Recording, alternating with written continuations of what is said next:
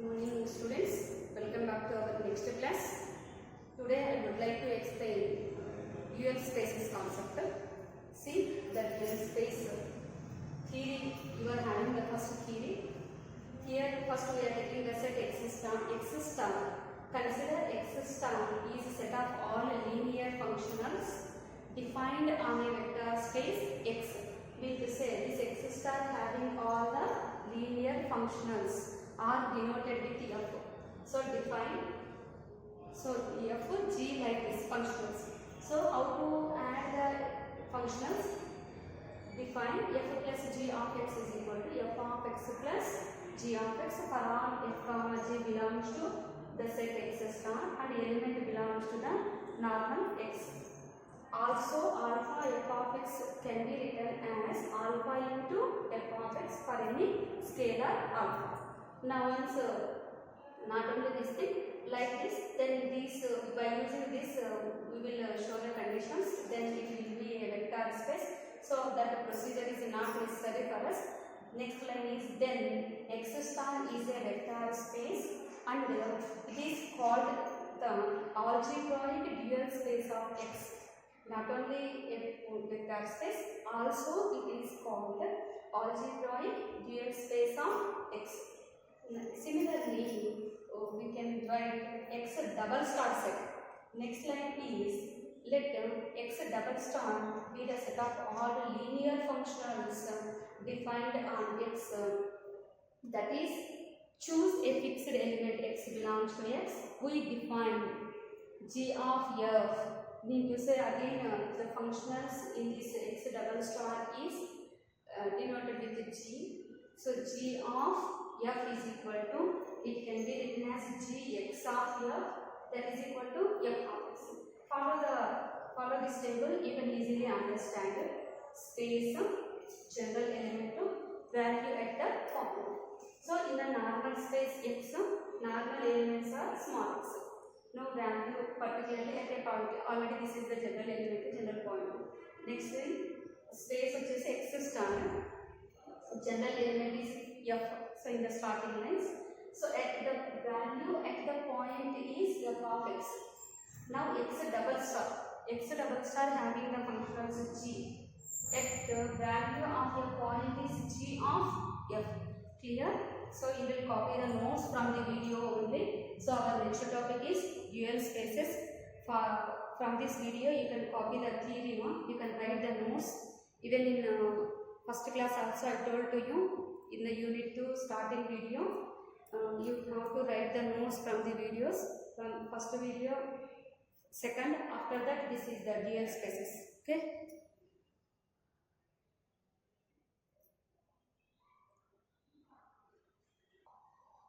Right now, so you already know the definition of Gx.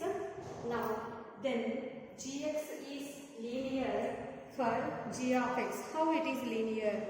See, Gx is linear for Gx of alpha f1 plus beta f2 is equal to alpha into f1 plus beta into f2 of X. It can be written by the definition. Next, write the variable separately.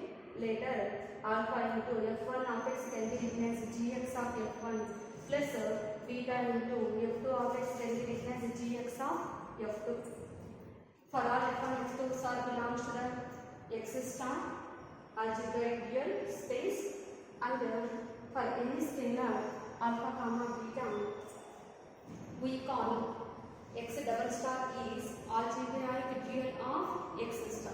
So here only normal X elements are small x, normal X star is elements are F, X double star is elements of G of the functionals. So that here X double star is algebraic dual of X star.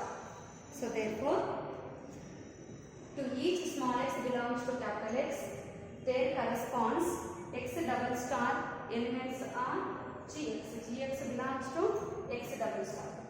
From this, we define one mapping, that is defines a mapping C from X to X double star defined by C of normal x elements are small x is equal to x double star elements are gx. So gx, and what is the C? C is called canonical mapping of x into x star. Then this C is a linear. How can we say that this C is linear? Simply by showing the proof of linear condition. Since its domain is a vector space, domain into this set. Since this domain is a vector space, for all x comma y belongs to capital X and alpha beta are scalars, comma, we have. Now we will show the linear condition. C of alpha x plus beta y is equal to, how to write the elements? C of x is equal to, by the definition, gx. So g of alpha x plus beta. Now here we are taking the variable f on both sides. C of alpha x plus beta y of f is equal to g alpha x plus beta y of f. Okay. Later, g x of f can be written as f of x, f of this variable alpha x plus beta y.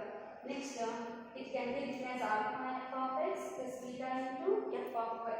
Now, again f of x can be written as gx of f of y can be written as g y of f. So, this entire thing f is common again, both sides we are neglecting the variable, and alpha into gx. Gx again from the definition it can be written as c of x plus beta into c of y.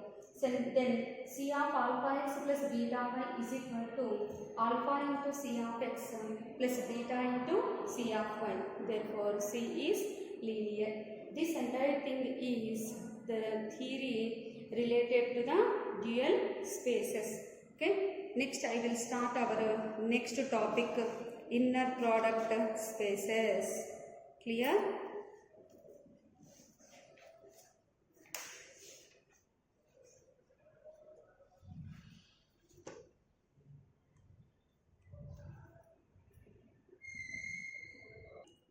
Seema, our next topic is inner product spaces.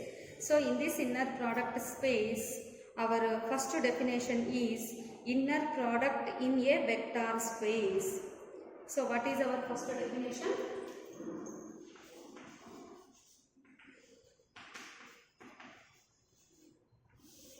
Inner product in a vector space.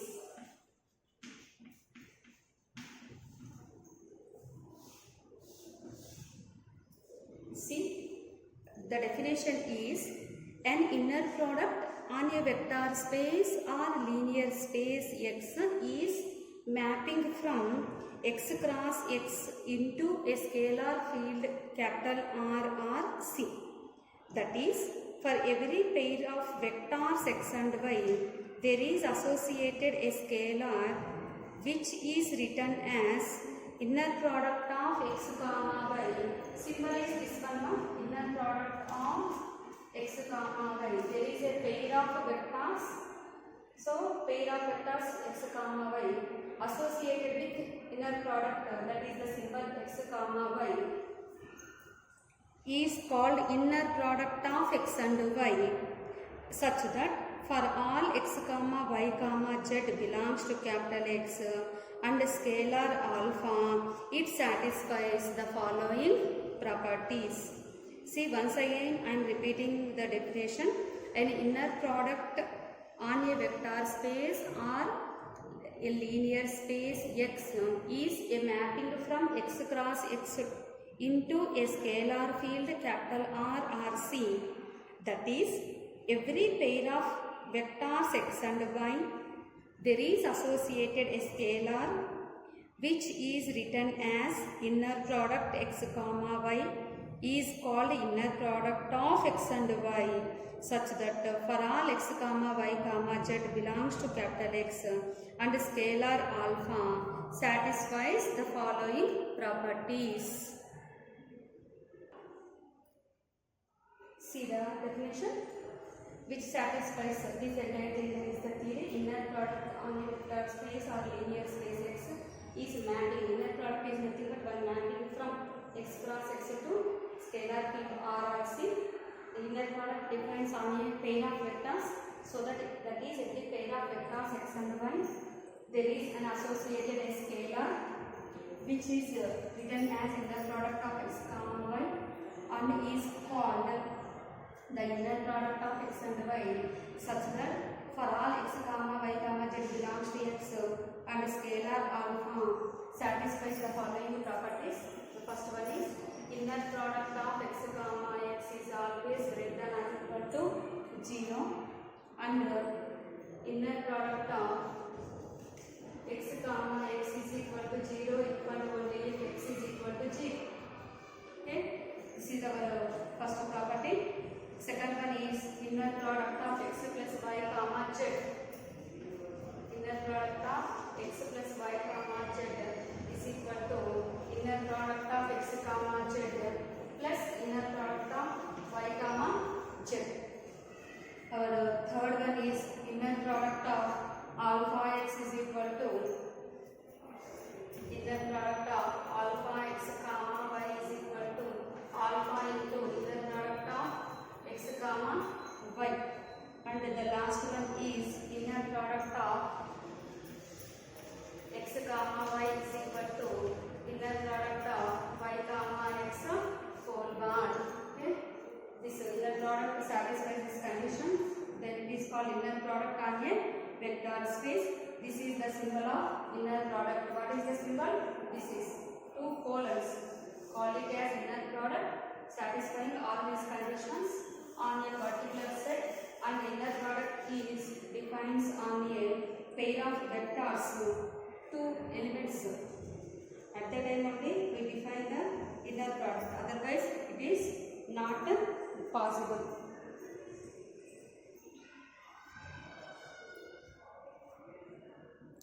So once this inner product is completed, then inner product space definition. Inner product is space nothing but an inner product space or pre-Hilbert space is a vector space with an inner product is defined on it. Once inner product is defined on a particular set, then that set is called inner product space. Okay, so you already know the topology. Tau satisfies certain conditions, then X comma tau together called space. Similarly here, once one inner product satisfies all the conditions, that inner product is defined on a particular set, then that set is called inner product space. Okay.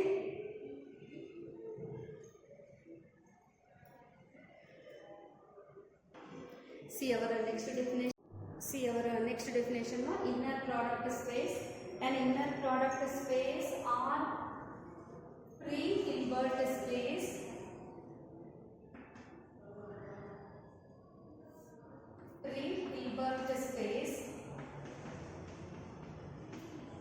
is a vector space.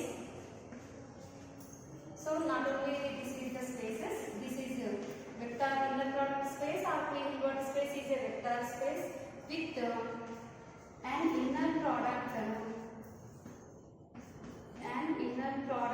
defined on it. Inner product defined on it.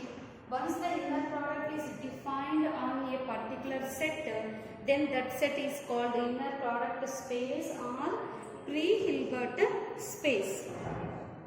So here after this we are having one note point. Right. See the note point. An inner product on X defines a norm on X given by. So inner product defines one norm of one variable X is norm X is equal to root of inner product of X comma X, and metric on the X given by, metric is denoted with the D of X comma Y is equal to, we already know that metric space is a normed space, so that a normed terms of the inner product? Square root of inner product x minus y comma x minus y. So inner product defines a norm, nothing but a norm x is equal to root of inner product x comma y, x comma x. It defines a metric also. So metric of d of x comma y is equal to root of inner product x minus y comma x minus y. Okay. Later our next definition is Hilbert space. A complete inner product space is called Hilbert space. Next definition.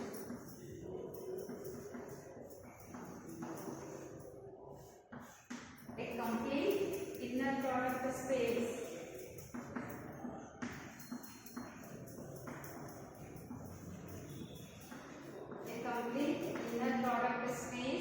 is called Hilbert space. So in the previous unit, in the first unit, you already know normed space definition. Based on this normed space, our Banach space definition is there. Okay, Banach space is nothing but complete normed space. In this unit, this is in unit 1. Okay. Next in the unit 2, first thing is inner product spaces definition. Based on this definition, Hilbert space. Hilbert space is nothing but complete inner product space. Complete inner product space gives Hilbert space. Clear? But this is only for your understanding purpose. No need to write in the exams. No need to copy in the notes also. Okay? Simply for your understanding purpose I wrote. But these definitions you can write in the order. Okay? First inner product space, next note point, after the Hilbert space. After this, we are having another note points also. Okay? So in the inner product space definition, how to write inner product of alpha x comma y array. But same things, if the alphas comma betas mean to say scalars, if scalars are in the second term of inner product, how can we write? Okay? So if the scalars are in the inner product, if the scalars are in the second term, then how to write? Okay?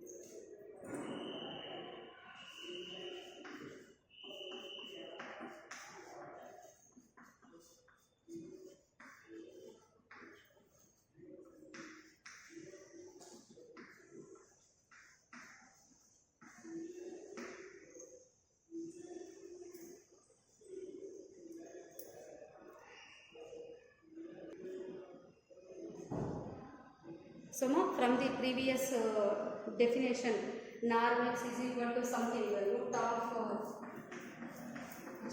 root of inner product x comma x. Second thing is norm, not norm, d of x comma y is equal to root of inner product x minus y comma x minus y. Based on these values, we can give one conclusion. That is our note. First point is inner product spaces are normed spaces. Second thing is Hilbert spaces are Banach spaces. Okay, ma'am. So Hilbert space satisfies all the complete IPS. IPS all are normed spaces. Mean to say complete normed spaces. Complete normed spaces mean to say Banach spaces.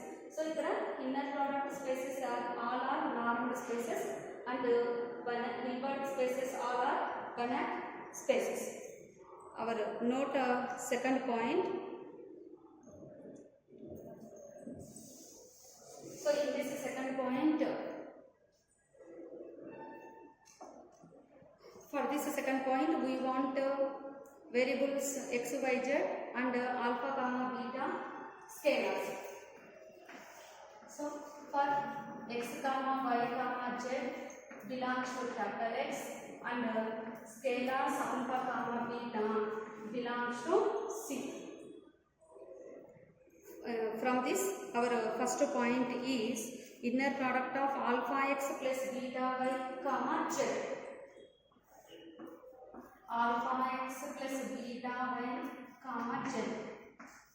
So inner product conditions, third point, it can second point, it can be written as inner product of first variable, comma, second one.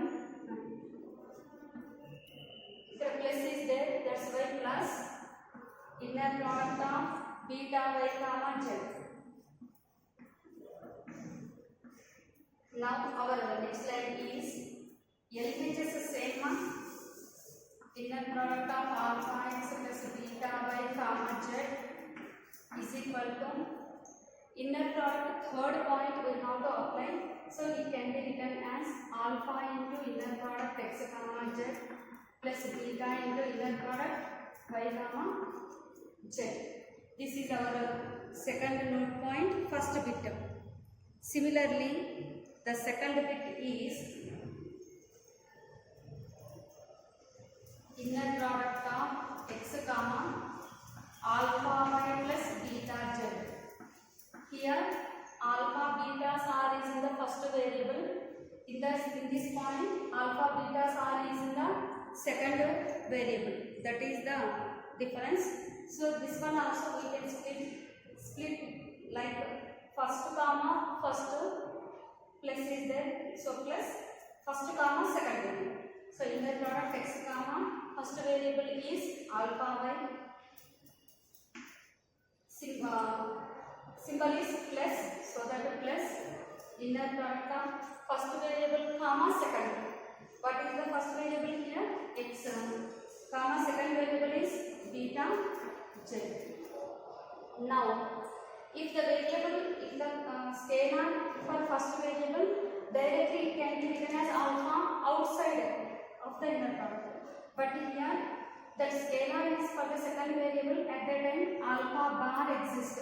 So alpha bar inner product x, comma, y plus beta bar inner product x, comma, z. So this is our note second point, second one. Okay. So you have to copy the notes from the videos only. Understand?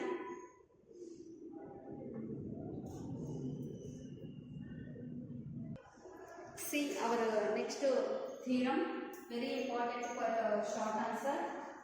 State and prove parallelogram law. See the statement. Let capital X be an inner product space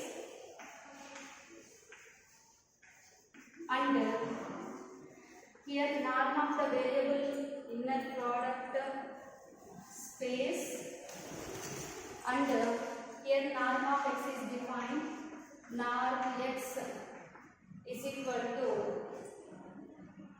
inner square root, otherwise norm x square is equal to inner product x, comma, x for all small x belongs to capital X. Then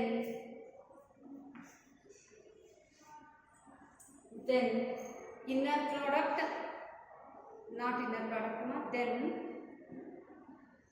norm x plus y whole square plus norm x minus y whole square is equal to 2 of norm x square plus norm y square for all x, comma, y belongs to capital X. This is the statement of parallelogram law. Right now, see the proof.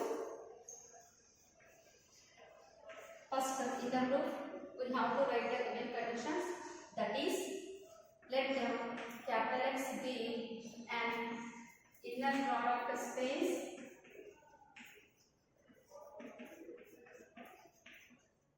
under norm x square is equal to inner product x comma x for all small x belongs to capital X. So here what we have to show, norm x plus y whole square plus norm x minus y whole square is equal to this thing. So first we have to calculate norm x plus y whole square value. So therefore norm x plus y whole square is equal to, by applying this formula, it can be written as inner product of x plus y comma x plus y. Again we have to split it, inner product of first variable comma first, plus symbol is there, so inner product of first variable comma second, again plus symbol is here, so inner product of second variable comma first variable plus inner product of second variable comma second variable. Okay, now LHS as it is, norm x plus y whole square is equal to norm of inner product of x comma x is again norm x square, middle variables same x comma y plus y comma x. Again the last term is inner product of the same variable, so that using the formula norm y square, let it be equation number 1. Similarly, we have to calculate norm x minus 1 whole square value. So our next line is therefore norm x minus 1 whole square equal to. Right now, how to write this one? First write this one into the inner product x minus y comma x minus y. Now split the inner product and write. How to split it? First variable comma first. Next observe the second term, second variable symbol minus is there, so that minus first comma second variable. So with the first variable all the terms are completed. Now go for the second variable of first term, that is minus is there, so minus of inner product of first comma first, inner product of second comma first. Now minus of minus goes to plus inner product of second variable comma second variable, y comma y. Clear now?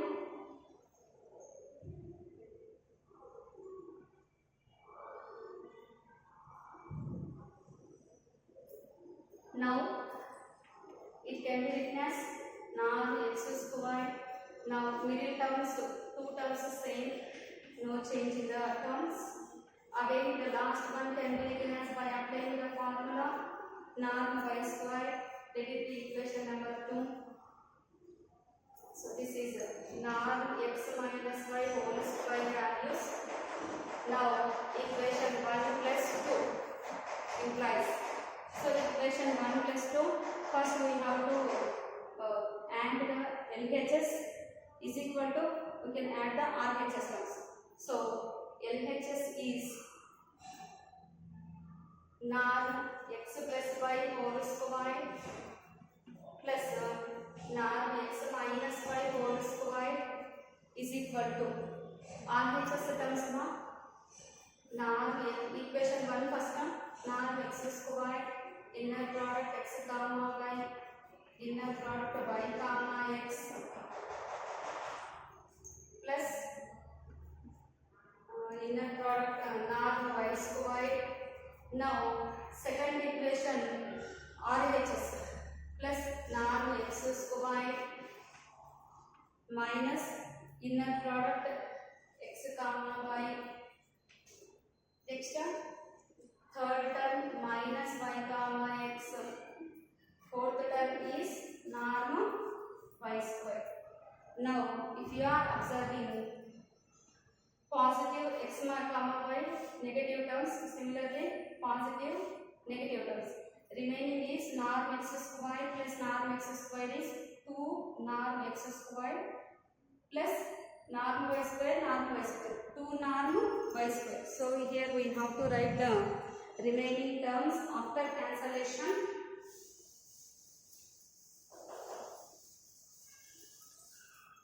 So that is LHS x plus y whole square plus norm x minus y whole square is equal to, what are the remaining terms now?